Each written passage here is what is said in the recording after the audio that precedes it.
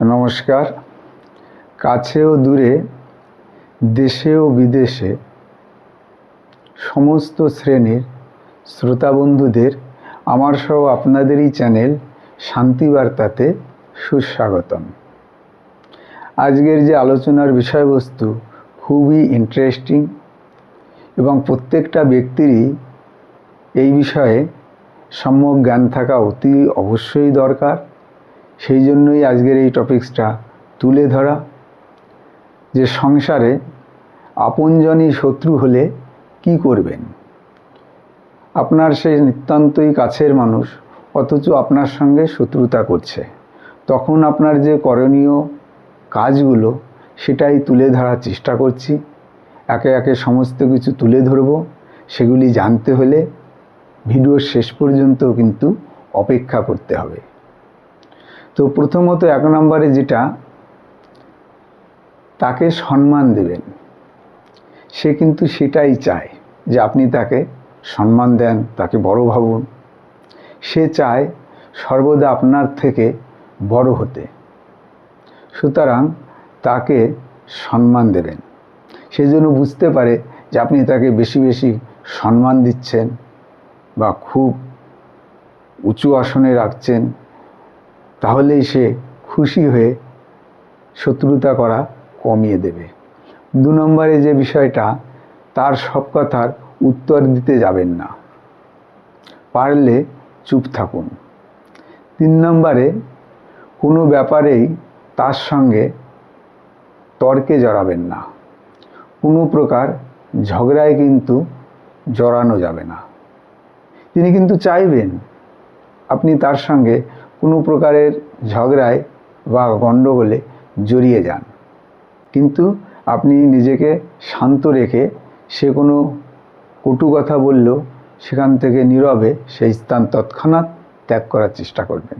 4 নম্বরে যে বিষয়টা বলবো, সে কিন্তু চায় আপনি উত্তেজিত হয়ে কোনো খারাপ কথা বলুন, তারপর সেই কথাটাই জনে জনে সবার সঙ্গে শেয়ার করে সবার সামনে আপনাকেই খারাপ করে তোলা। সুতরাং বিষয়টা খুবই ঠান্ডা মাথায় ভেবে দেখবেন। তার উদ্দেশ্য কিন্তু সবার সামনে আপনাকে ছোট করা। তো সেক্ষেত্রে আপনার করণীয় কি?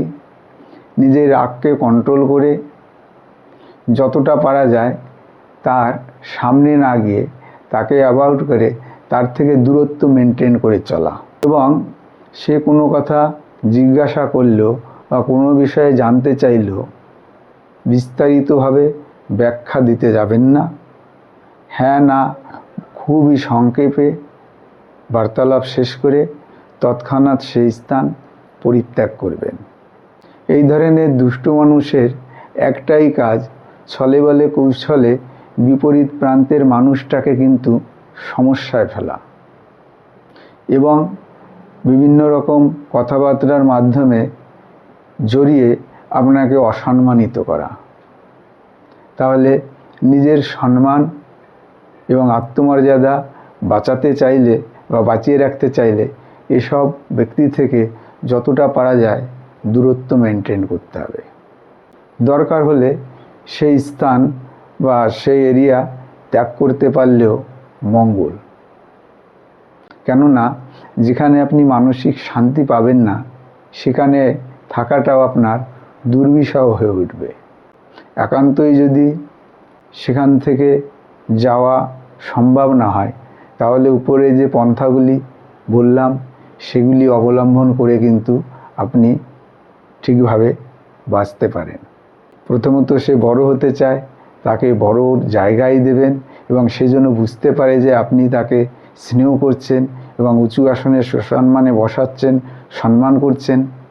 এইসব ব্যাপারটা সে যখন বুঝতে পারবে, তখন তার যেটা চাওয়া পাওয়া ছিল সেটা সে পেয়ে যাবে।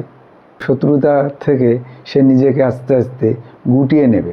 কেননা কারোর সঙ্গে গণ্ডগোলে জড়াতে গেলেও দুজনারই কিন্তু কথোপকথনের প্রয়োজন। তিনি যখন বিভিন্ন কটু কথায় আপনাকে উত্তেজিত করতে চাইছে, আপনি যদি উত্তেজিত না হন, তাহলে সেখানে সে কিন্তু গণ্ডগোল করেও একা একা কোনো মজা পাবে না বা আনন্দ পাবে না। সুতরাং এইভাবে আপনি তার থেকে দূরত্ব মেনটেন করে নিজেকে বাঁচিয়ে সুরক্ষিত রাখতে পারবেন। আমার এই প্রসঙ্গগুলি বা এই আলোচনাগুলি যদি কারো কোনো ব্যক্তির কিঞ্চিত মাত্র উপকারে লাগে তাহলেই নিজেকে ধন্য মনে করব।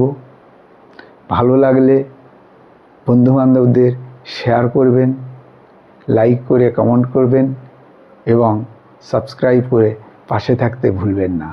শান্তিবার্তা চ্যানেল আমার সহ আপনাদেরও। এটি এগিয়ে নেওয়ার দায়িত্ব সম্পূর্ণ আপনাদের। তাই আপনাদের সহযোগিতা একান্তভাবে কামনা করে এখানেই শেষ করছি। সবাই হাসি খুশি থাকবেন, ভালো থাকবেন, আনন্দে থাকবেন এই কামনায় নমস্কার।